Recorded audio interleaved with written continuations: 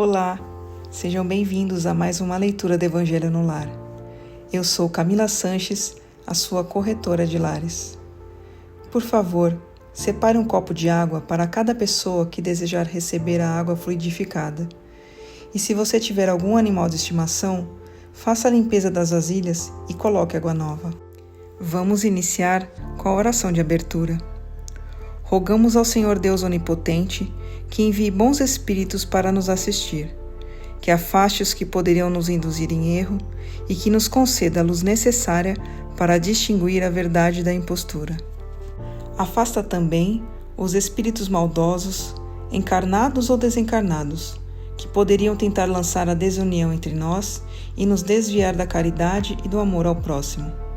Se alguns procurarem introduzir-se aqui, faz que não encontrem acesso no coração de nenhum de nós. Bons espíritos que se dignam a vir nos instruir, nos tornem dóceis a seus conselhos. Nos livrem de todo pensamento de egoísmo, orgulho, inveja e ciúme. Nos inspirem compaixão e benevolência para com os nossos semelhantes, presentes ou ausentes, amigos ou inimigos. Façam que, finalmente, pelos sentimentos de que fomos animados, reconheçamos sua benéfica influência. Deem aos médios que escolheram para nos transmitir seus ensinamentos a consciência da santidade do mandato que lhes é confiado e da gravidade do ato que vão realizar, a fim de que o façam com o fervor e o recolhimento necessários. Se na reunião houvesse pessoas que a ela tenham vindo atraídas por outros sentimentos que não os do bem, abram seus olhos à luz e perdoem-nos, como nós perdoamos se vierem com más intenções. Pedimos especialmente ao espírito de André Luiz, nosso guia espiritual, que nos assista e que vele por nós. A leitura de hoje do Evangelho segundo o Espiritismo de Allan Kardec é do capítulo 5, Bem-aventurados os aflitos, o suicídio e a loucura, itens 14 a 17. A calma e a resignação provenientes da maneira de considerar a vida terrestre e da confiança no futuro dão ao espírito uma serenidade que é a melhor prevenção contra a loucura e o suicídio.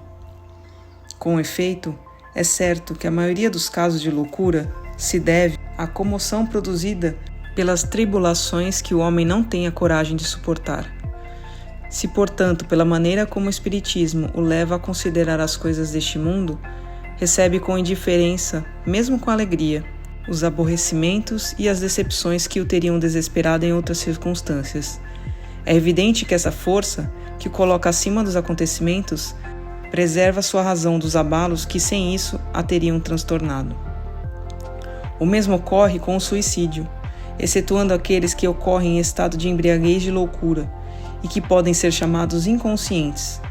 É certo que quaisquer que sejam os motivos particulares, sempre tem como causa um descontentamento. Ora, aquele que está certo de que só é infeliz por um dia e que está melhor nos dias seguintes, facilmente se arma de paciência.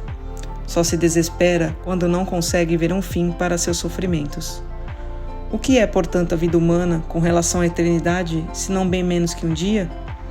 Mas para aquele que não acredita na eternidade, que acredita que nele tudo termina com a vida, se estiver abatido pela amargura e pelos infortúnios, unicamente na morte vê uma solução para tudo isso, nada esperando. Acha totalmente natural, totalmente lógico mesmo, abreviar suas misérias com o suicídio. A incredulidade, a simples dúvida sobre o futuro, as ideias materialistas, numa palavra, são os maiores incitantes ao suicídio, produzem a covardia moral.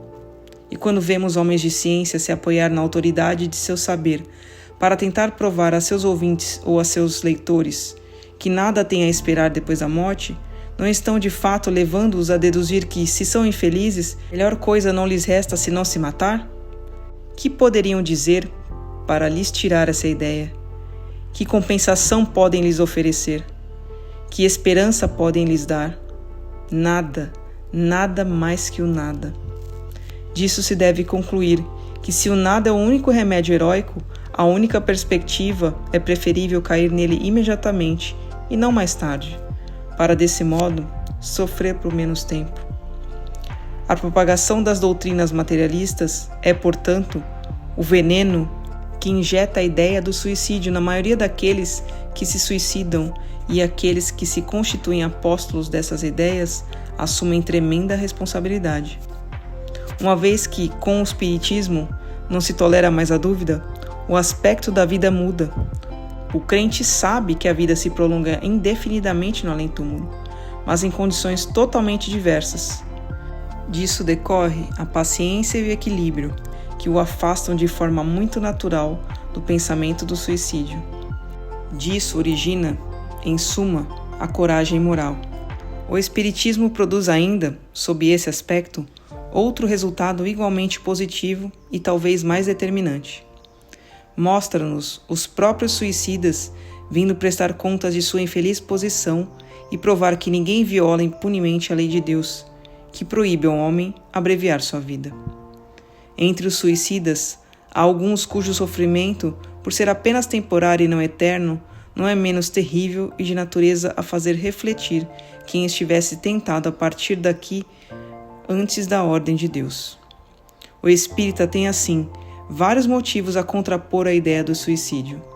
A certeza de uma vida futura, na qual sabe que será tanto mais feliz quanto mais infeliz e mais paciente foi na terra. A certeza de que, abreviando sua vida, chega precisamente a um resultado bem diverso daquele que esperava, que se liberta de um mal para incorrer num pior, mais longo e mais terrível, que se engana se acredita que ao matar-se vai mais depressa para o céu, que o suicídio é um obstáculo para que possa no outro mundo unir-se aos que foram objeto de suas afeições e que esperava encontrá-los.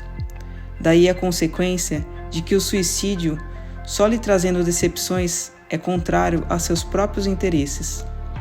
Por isso, o número dos suicídios impedidos pelo Espiritismo é considerável, e disso se pode concluir que quando todos os homens forem espíritas, não haverá mais suicídios conscientes.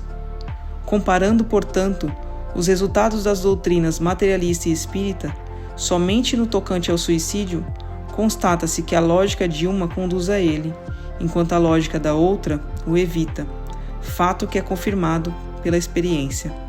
Palavra dos Espíritos, graças a Deus. Mas antes de iniciarmos a oração de encerramento, eu quero pedir a você, que ainda não é inscrito em nosso canal, por favor, se inscreva agora. Clique no botão inscrever-se aqui abaixo do vídeo. Aproveita para ativar o sininho das notificações e receber todos os nossos vídeos.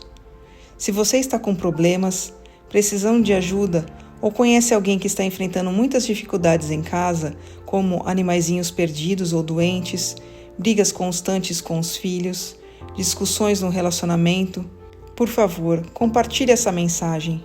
Leia também a descrição desse vídeo e entre em contato conosco pelo WhatsApp. Você pode salvar a vida de alguém, curtindo e compartilhando o nosso conteúdo. Vamos finalizar com a oração de encerramento. Agradecemos aos bons espíritos que se dignaram vir comunicar-se conosco e lhes rogamos que nos ajudem a pôr em prática as instruções que nos deram e façam com que, ao sair daqui, cada um de nós se sinta fortalecido na prática do bem e do amor ao próximo. Desejamos também que essas instruções sejam proveitosas para os espíritos sofredores, ignorantes ou viciosos, que puderam participar dessa reunião e para os quais imploramos a misericórdia de Deus. Amém.